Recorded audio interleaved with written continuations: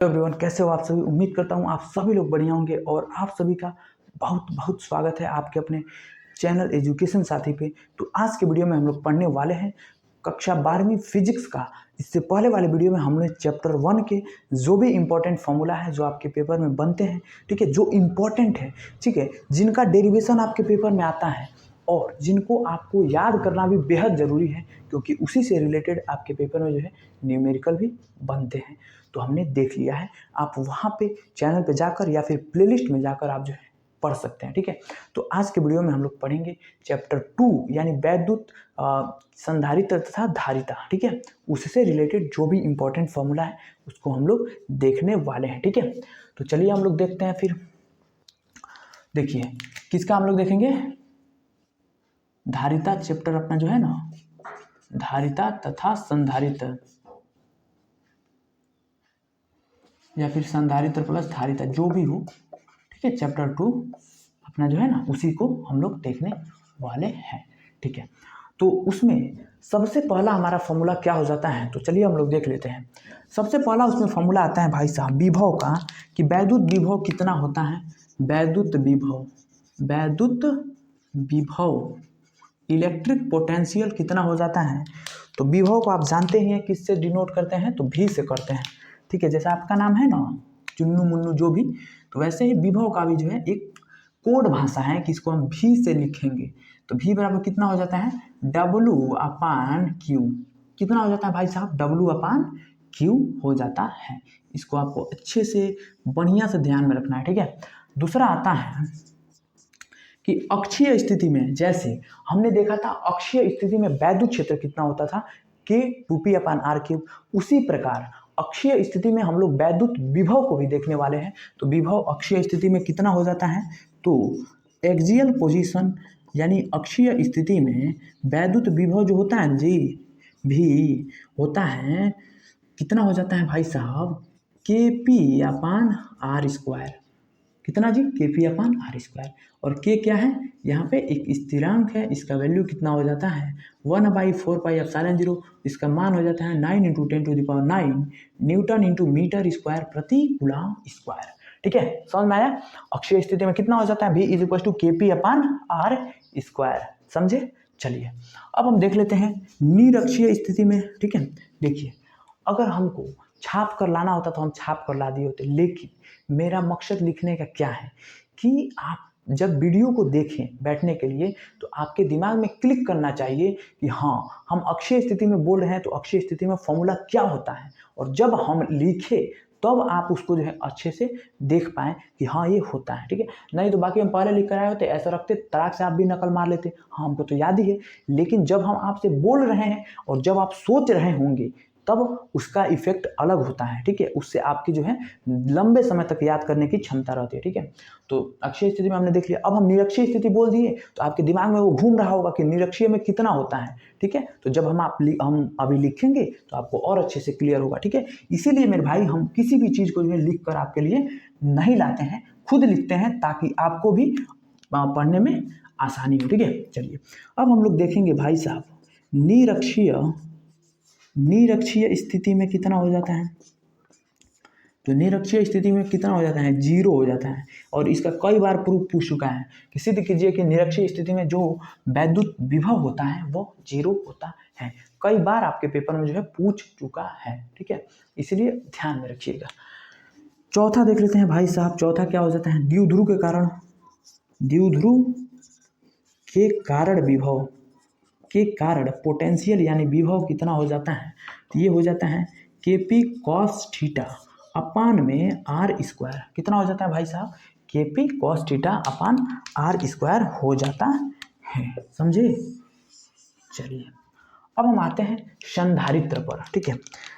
तो इसमें फॉर्मूला क्या होता है, समांतर प्लेट संधारित्र की धारिता, समांतर प्लेट संधारित्र, इसका जो है धारिता अगर पूछ ले, कैपेसिटेंस पूछ ले तो कितना होता है, ε0A/d होता है, समझे जी। क्या होता है, ε0A/d हो जाता है, समझे।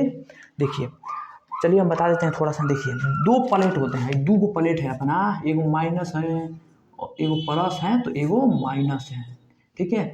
और इनके बीच की जो दूरियां है ना वो डी है, तो इसी का जो है धारिता निकलता है एप्सिलॉन 0 ए अपान डी, समझे, समझ गए। यही होता है, इसी का फॉर्मूला हो जाता है C is equal to epsilon 0 A upon D, समझे। चलिए उम्मीद करता हूँ आप लोग बड़ी बढ़िया से समझ रहे होंगे, समझे दोस्तों। चलिए अब देखिए छठा फार्मूला आता है। छठा फार्मूला क्या है कि छठवां फार्मूला है कि जब इनके बीच में कोई परावैद्युत पदार्थ मतलब डाई इलेक्ट्रिक कोई जो है मटेरियल रख दें, मतलब कोई परावैद्युत या फिर कोई पट्टिका रख दे, कोई मोटा सा छड़ रख दे, तब इसके धारिता पर क्या इफेक्ट पड़ेगा, ठीक है। जब कोई इसके बीच में एक छड़ रख दे तब धारिता क्या होगा जी, देखिए epsilon 0 A upon D minus T plus T by K हो जाता है, समझे। क्या हमने बोला भाई साहब कि अगर बीच में, जैसे हमने अभी आपको बताया ना कि एक ये प्लेट हो गया प्लस वाला, ठीक है, और एक ये प्लेट हो गया माइनस वाला, और इनके बीच में एक हम छड़ रख दे रहे हैं, ठीक है, और मान ले रहे हैं इस छड़ की जो है मोटाई है, बहुत खाया पिया छड़ है, इसकी मोटाई टी है, समझे, और इनके बीच की जो दूरी है वो डी है, समझे। और क्या भाई साहब, तो और क्या है, और इनका जो है परावैद्युतांक के है, तो तब इस स्थिति में जो फॉर्मूला आता है वो कितना आता है, तो C is equal to epsilon 0 A upon D minus T plus T by K हो जाता है। अच्छे से ध्यान में रखना है भाई साहब, समझे। चलिए इसको भी आप पैक करिए इधर डिब्बा में। चलिए अब हम लोग देख लेते हैं किसी गोलाकार संधारित्र की धारिता, या फिर ऐसे आपके पेपर में पूछता है विलगित चालक की धारिता, ठीक है। विलगित चालक आइसोलेटेड कंडक्टर, विलगित चालक की धारिता कितना हो जाता है, C बराबर कितना हो जाता है 4 पाई एप्सिलॉन 0 R, समझे जी। कितना हो जाता है भाई साहब 4 पाई एप्सिलॉन 0 R। इसको भी आपको बहुत बढ़िया से दिमाग में बैठा कर रखना है, क्योंकि इसका प्रूफ भी पूछता है और न्यूमेरिकल भी पूछता है, ठीक है। R क्या है, रेडियस है, जैसे ऐसा कोई चालक है, ठीक है, और इसका रेडियस R है, ठीक है, और इस पर ये आवेश Q ऐसे बिखरा है, समझे। तो इस स्थिति में इसका जो है कैपेसिटेंस कितना हो जाता है, C बराबर 4 पाई एप्सिलॉन 0 R हो जाता है, ठीक है, ध्यान में रखना है, समझे। चलिए अब हम देखते हैं भाई साहब, देखते हैं वैद्युत स्थितिज ऊर्जा। तो हमने कितने फॉर्मूलों को देख लिया, पहला हमने देखा विभव, V बराबर Q बाई W, ठीक है, और अक्षीय स्थिति में देखा हमने KP अपान R स्क्वायर, ठीक है, और निरक्षीय स्थिति में हमने देखा 0, और द्विध्रुव के कारण हमने देखा KP cos theta upon R square, और समांतर प्लेट संधारित्र की धारिता हमने देखा C is equal to epsilon 0 A upon D। उसके बाद से हमने देखा कि अगर बीच में कोई पट्टी लिया कर रख दे तब कितना हो जाएगा इसका फार्मूला, तो कितना हो जाता है epsilon 0 A upon D minus T plus T by के। उसके बाद से हमने देखा विलगित चालक की धारिता C बराबर 4 पाई एप्सिलॉन 0 R हो जाता है। और अब हम लोग देखने वाले हैं वैद्युत स्थितिज ऊर्जा। वैद्युत स्थितिज ऊर्जा, इसको हम लोग देखने वाले हैं, कितना हो जाता है 1/2 Q इंटू V, ठीक है। अब देखिए ये बहुते मेकअप मारता है, कभी फेयर लवली लगा लेगा, कभी पाउडर लगा लेगा, कभी कुछ और ही लगा लेगा, कभी कुछ और ही, तो इसका फार्मूला बहुते अलग अलग बन जाता है, ठीक है। तो देखिए अब देखिए आप जानते हैं Q बराबर क्या होता है C भी, तो एक बार यहाँ पे लिख रख दीजिए U बराबर 1/2 और C भी रखिए, Q की जगह C भी रखिए, तो C इंटू V और इंटू V पहले से है, तो कितना हो जाएगा 1/2 CV स्क्वायर।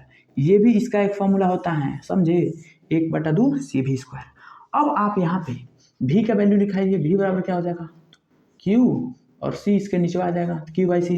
तो एक बार इसी में V का वैल्यू रखिए, तो U बराबर कितना हो जाएगा 1/2 Q इंटू V का वैल्यू Q बाई C, तो कितना हो जाता है 1/2 Q स्क्वायर बाई C। हाँ ये भी इसका फॉर्मूला है, समझे, दोनों को ध्यान में रखना है, ठीक है।